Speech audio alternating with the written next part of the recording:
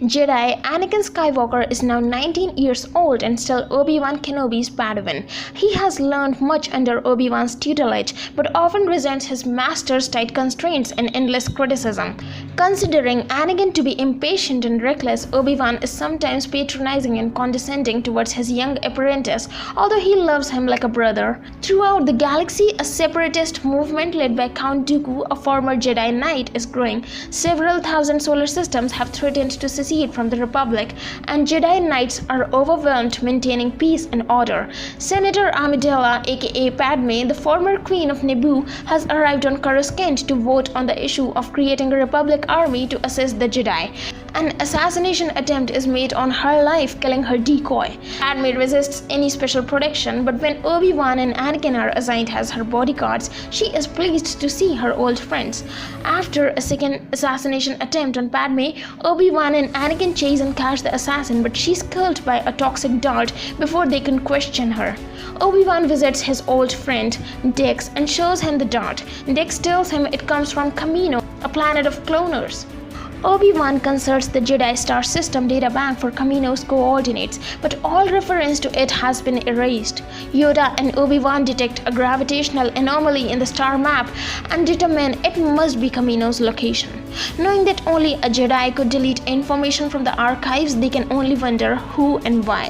Anakin is given his first Jedi assignment. He is to protect and escort Padme to Naboo, where she'll be safer. Jar Jar Binks is appointed as her representative in the Senate. Obi-Wan tells Master Yoda and Mace Windu that Anakin isn't ready for the assignment and has grown arrogant, but they insist. Mindful that Anakin may be the chosen one destined to return balance to the Force, they consider his situation carefully.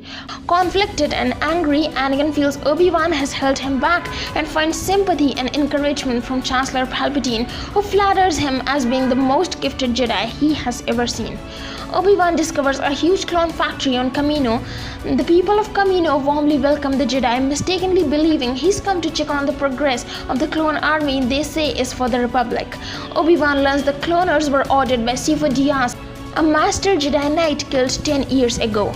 Bounty hunter Jango Fett was hired as the DNA donor. As part of his payment, he was given an unaltered clone son he named Boba. Obi-Wan asks if Jango knew Sifo Dyas, but he says someone named Tyrannus recruited him.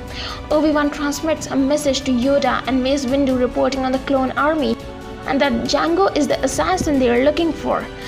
Blinded to the army's existence, Yoda and Mace Windu realize the Jedi's power to use the Force has diminished.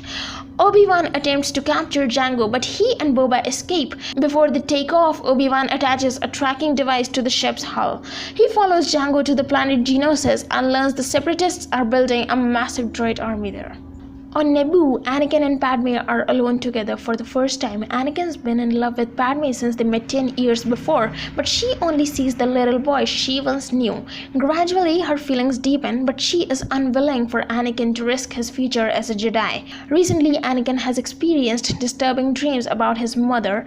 Determined to find her, Anakin goes to Tatooine. Padme accompanies him. Seeking out his former master, Anakin learns his mother, Shmi, was sold to farmer Cliegg Lars, who freed and married her. At the Lars farm, Anakin learns Shmi was captured by Tusken Raiders a month before and is believed dead. He finds the Tusken's camp, but Shmi is barely alive. Only briefly can she look upon her son and speak a few words before she dies. Driven by grief and rage, Anakin slaughters the Tuskens, including the women and children. From afar, Yoda senses a deep disturbance in the Force. Before departing Tatooine, Anakin intercepts and forwards a recorded message to the Jedi Council from Obi-Wan on Geonosis, but the message is cut off when Obi-Wan falls under attack. Anakin and Padme go to Geonosis. Mace Windu and a group of Jedi also go to Geonosis to help Obi-Wan, while Yoda heads to Kamino to investigate the clone army.